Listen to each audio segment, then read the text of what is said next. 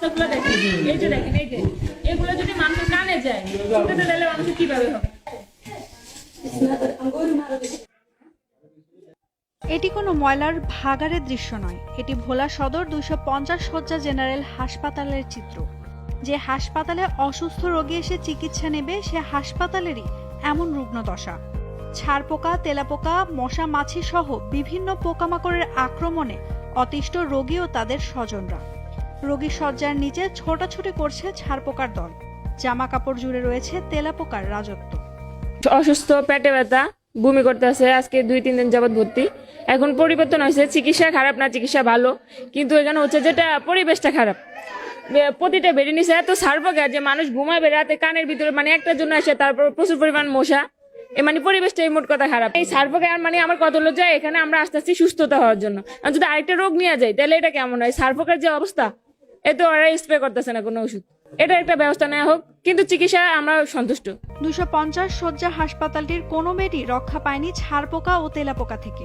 শিশু থেকে মেডিসিন কিংবা সার্জারি ওয়ার্ড, প্রতিটিরই একই অবস্থা। পোকার আক্রমণে রাতে বেডে ঠিকমতো ঘুমাতেও পারছেন না রোগী ও তার স্বজনরা, ফলে নির্ঘুম রাত কাটাতে হচ্ছে তাদের। হাসপাতালে চিকিৎসা করাতে আসা রোগীর স্বজনরা বলেন, এখানে চিকিৎসা করাবো নাকি তেলাপোকা ছারপোকা সামাল দিব, সেটাই এখন মাথা ব্যথার কারণ হয়ে দাঁড়িয়েছে। ভোলা সদর হসপিটাল যে পরিবেশ, এই জায়গায় আমরা সুস্থ হতে আসা এবং আরো অসুস্থ হয়ে যাইতেছি। এখন এই হসপিটালে যে পরিবেশ, এই হসপিটালের পরিষ্কার পরিচ্ছন্নতা থাকলে এখন আমরাও সুস্থ থাকি এবং আমগো বাচ্চারা এবং রোগীরাও সুস্থ থাকতে পারবে। আপনারা এই সামনে দেখেন যে জায়গাগুলো পরিষ্কার না, কেমন অপরিচ্ছন্ন একটা অবস্থা। একটা রোগীর তো আসলে, ইভেন যদি আপনারা এই বালিশটা দেখেন, বালিশটা কি নোংরা। একটা রোগীর এইগুলোতে তো আরো বেশি, মানে তার মানসিক অবস্থাটা সবচেয়ে বেশি। তো একটা সরকারি হসপিটাল, যদি ডক্টরের কথা বলি, একজন ডক্টর আসছেন, তিনি সিনিয়র রোগী দেখেছেন, জুনিয়রদেরকে অ্যাটেন্ড করেন নাই। তো কে অ্যাটেন্ড করবেন আসলে কোনো সঠিক দিক নির্দেশনাও নাই। এখন আসলে কি বলবো, একটা জেলার একটা সরকারি হসপিটাল, আমাদের তো অন্য কোনো অপশনও নাই। আসলে হেল্পলেস লাগে, আর কিছু বলার নেই, এবং এটার আসলে আশু একটা প্রতিকার হওয়া দরকার। এই হাসপাতালে চিকিৎসা নিতে আসা রোগীর স্বজনরা জানান, এখানে চিকিৎসা সেবা ভালো হলেও পরিবেশ মোটেও ভালো না।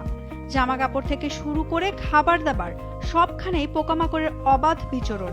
এতে চিকিৎসা নিতে আসা রোগীরা আরো বেশি অসুস্থ হয়ে পড়ছেন। আর সার্ভোসটা কালে আমার নাতির কানে ঢোকা ধরছে, আমি তাড়াতাড়ি থাবা দিয়া হালাইয়া দিছি, নাতি লই আইছি কালকে রাত্রে। আরে সব রাত্রের পুরা দল টলেরই সব গাড়ি আছে, হ্যাঁ, যে সব সব নিচে দেয়লাম নামনা করে। আর পোকা ভরা, তেলা পোকা আপনার খাবার সব নষ্ট করে, কোনো পানি রাখা যায় না, পানির বোতলে বসে খাবার মানে ডাকে রাখলো, একটু যদি ফাঁকা পায় ওটির ভিতরে খাবার বসে, তার প্লেট মিলেট সব নষ্ট করে।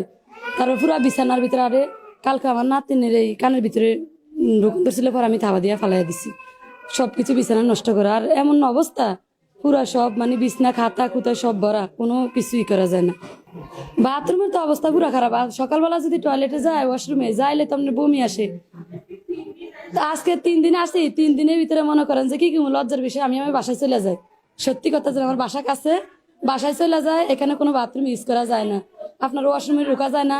তারপর যে বেসিং এ পুরো ময়লা সয়লা অবস্থা পুরা খারাপ, চতুর্দিক দিয়ে কোনো পাই পরিষ্কার নেই, সব নোংরা হইয়া থাকে। তারপর আপনার যে প্লেট বাড়ি ধুইতে যায়, খাবার টাবার যে নিয়ে আসি প্লেট বাড়ি ধুইতে গেলে, ওগুলো মানে ধুইতে যায় মানে কোনো কিছুই করা যায় না, পুরো অবস্থা পুরা খারাপ। ওয়াশরুমের গোসলখানার ভিতরে তাদের ময়লা সয়লা ভরা, অপরিষ্কার, সব কিছু নোংরা। হাসপাতালের এমন নোংরা পরিবেশ ও অব্যবস্থাপনার দায় স্বীকার করেছেন ভোলা 250 শয্যা বিশিষ্ট জেনারেল হাসপাতালের সহকারী পরিচালক ডাক্তার শেখ সুফিয়ান রুস্তম।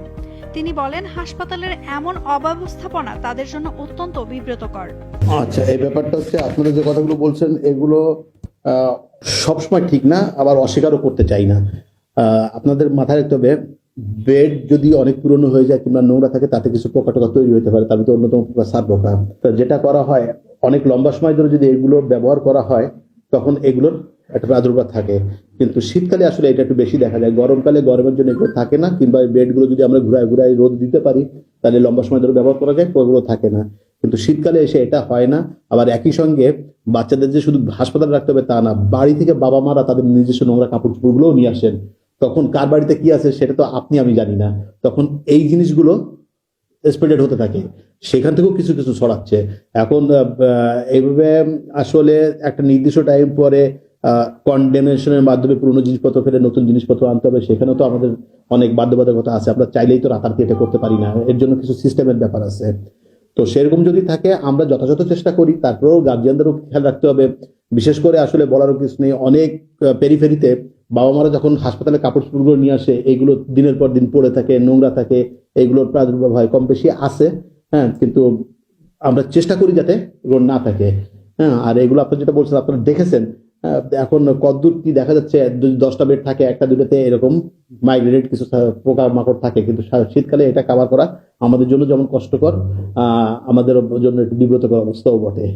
অতি দ্রুত হাসপাতালটির অব্যবস্থাপনা দূর করে তা ভোলার 20 লক্ষ মানুষের জন্য উপযোগী করে গড়ে তোলার আহ্বান জানান হাসপাতালটিতে চিকিৎসা নিতে আসা সেবা প্রত্যাশীরা।